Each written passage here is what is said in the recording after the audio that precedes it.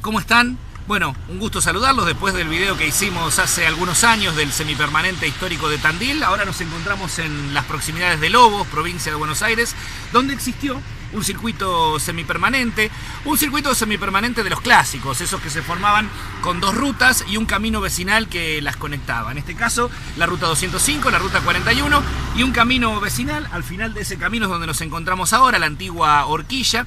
Y aquí este circuito no fue muy utilizado, si se piensa en que, por ejemplo, en el semipermanente 19 de noviembre de La Plata se corrieron 13 o 14 carreras, acá se corrieron solamente 4, 1990, 91, 92 y 93.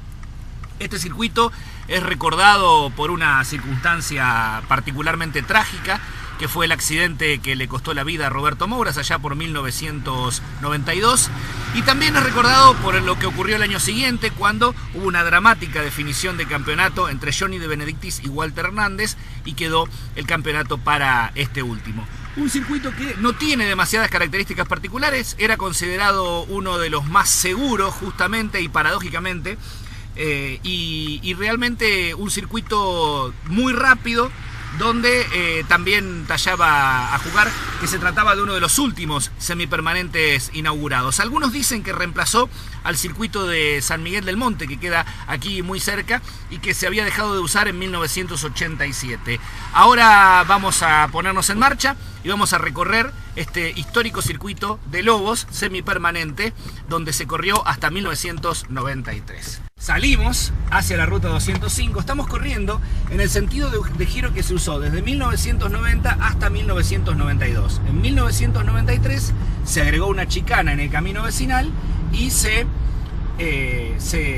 cambió el sentido de giro, es decir, se corría desde el camino vecinal hasta la ruta 41, 205 y vuelta al camino vecinal. En cambio, estamos en el sector de largada del circuito que se usó hasta 1992, que es en este sentido de giro, ruta 205, ruta 41 y camino vecinal. Nos vamos acercando al primero de los retomes. En un principio este circuito no tenía chicanas como las que pudimos ver en Tandil, sino que eran los famosos cambios de mano que se utilizaban cuando había 4 manos, se hacía una frenada brusca y se realizaba el cambio de mano. En este caso, el cambio se hacía allí donde está el distribuidor que divide la ruta 205 y la 41, y aquí nos encontramos en uno de los sectores de arranque del circuito, donde se desarrollaban velocidades que podían llegar a los 250 o incluso más kilómetros por hora, un circuito rápido, y esta es la parte, digamos, más pintoresca que tiene el circuito de Lobos, circuito que, como decíamos, tuvo 4 competencias. Después, cuando a mediados de los 90 ocurrió el gran cambio de dejar de usar circuitos semipermanentes, bueno, dejó de ser utilizado. Nos aproximamos a este lugar histórico y aquí, bueno, tenemos que hacer una salvedad al comentarlo, porque es imposible mencionar Lobos y no mencionar a Roberto Mouras y el accidente. Nos encontramos frente a su monumento, frente al monumento que se erigió exactamente en el lugar del accidente. Respecto del accidente no hay mucho para comentar, porque ya se ha dicho y hablado mucho en internet. Un reventón de una cubierta delantera izquierda, cuando venía justo aquí en una frenada en la vuelta número 9 de la carrera del 22 de noviembre de 1992. Venía ganando esa carrera Roberto Mouras, que ganó 50 carreras en toda su trayectoria, y en el año 1992, después de muchos años de pelear campeonatos y no obtenerlo, estaba ante la posibilidad de conseguir un campeonato más, en este caso con la marca Chevrolet, que según él había dicho era lo que quería hacer. Los otros 3 campeonatos, 83, 84 y 85, los había obtenido con Dodge, y él pretendía ganar con Chevrolet, pero tampoco las tenía todas consigo. Se enfrentaba a entonces Oscar Aventín y a Juan Manuel Landa, uno con Ford y el otro con Dodge, y tenía sí o sí que ganar las 2 carreras que faltaban, esta carrera de Lobos y la de Buenos Aires, para poder hacerse con la corona. En eso estaba, venía ganando en la vuelta número 9 en este frenaje, porque aquí había un frenaje muy brusco después de venir a alta velocidad, y habían hecho un cambio de mano aquí que después volvía hacia allá, ahora lo vamos a ver, y eso hacía que fuera una frenada bien brusca.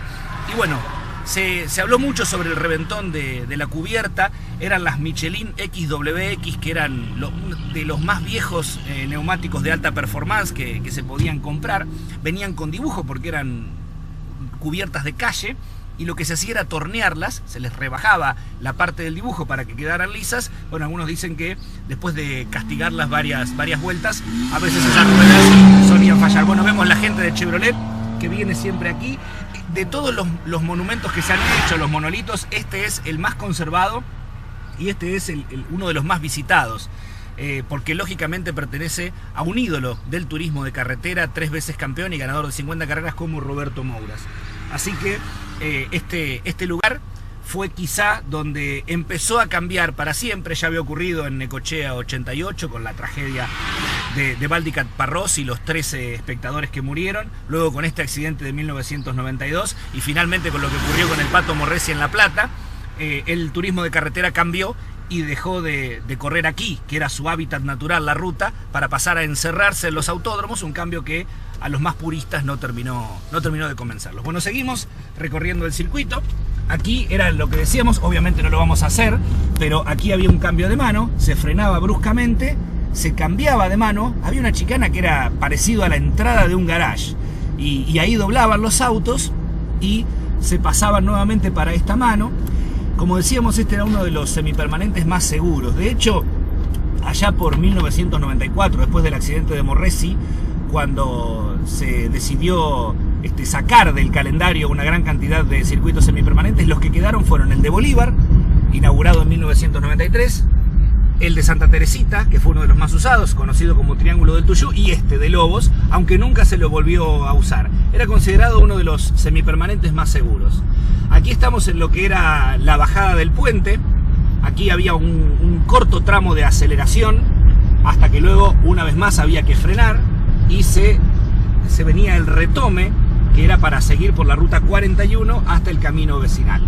Acá, bueno, se clavaban los frenos, había carteles que decían 150, 100, 50 para ir indicando. Así se corría en la ruta. Eran tramos de velocidad con luego frenadas bruscas, casi a cero o a muy baja velocidad, el retome y volver a acelerar. Por eso se decía en aquel entonces que se llamaban carreras de motores, porque quien tenía un buen motor, creo que una vez Pincho Castellano comentó cómo era el cálculo que había que sacar para saber si uno podía tener un auto de punta o no.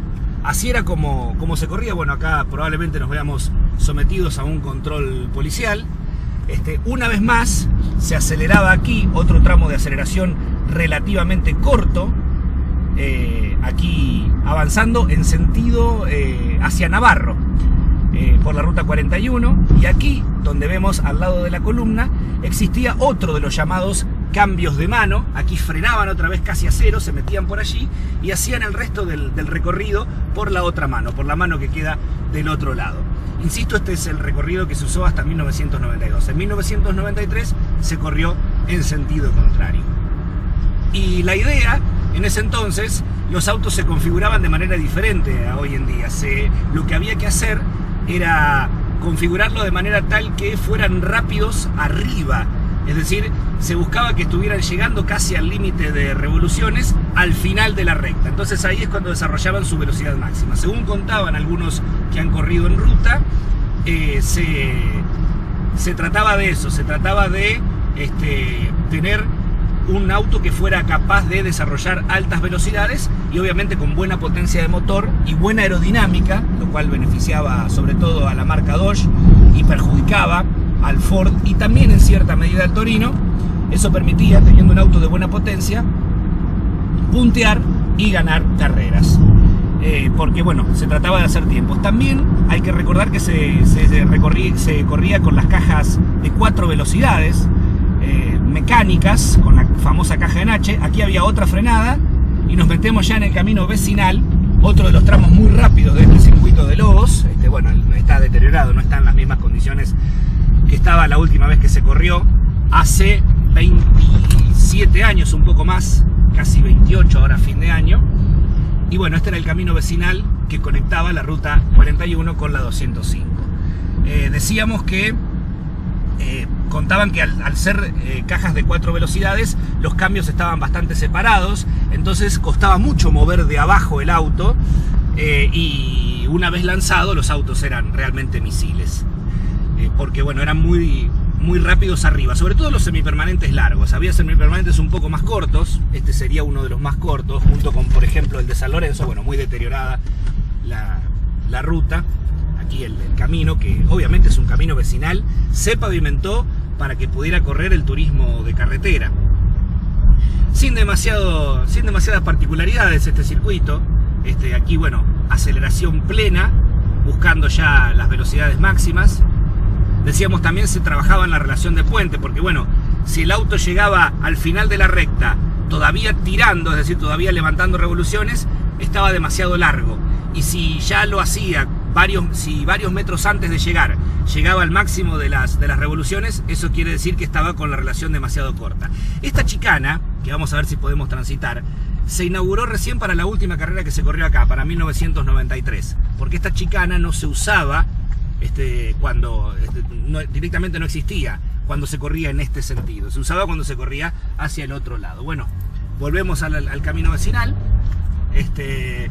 Evidentemente ahora es un basural con muchos residuos aquí, acelerando a pleno. Obviamente este es un circuito mucho más corto que el de Tandil, y eso hace que el video sea más corto, pero creo que sirve para revivir en gran parte cómo se corría el TC en esa época, cómo corría el turismo de carretera en esos años, a principios de los años 90 en este caso. En aquella fatídica carrera de la muerte de Roberto Mouras, el que venía en segundo lugar era el batallador, mejor dicho, Chueco Romero con su Coupé Dodge.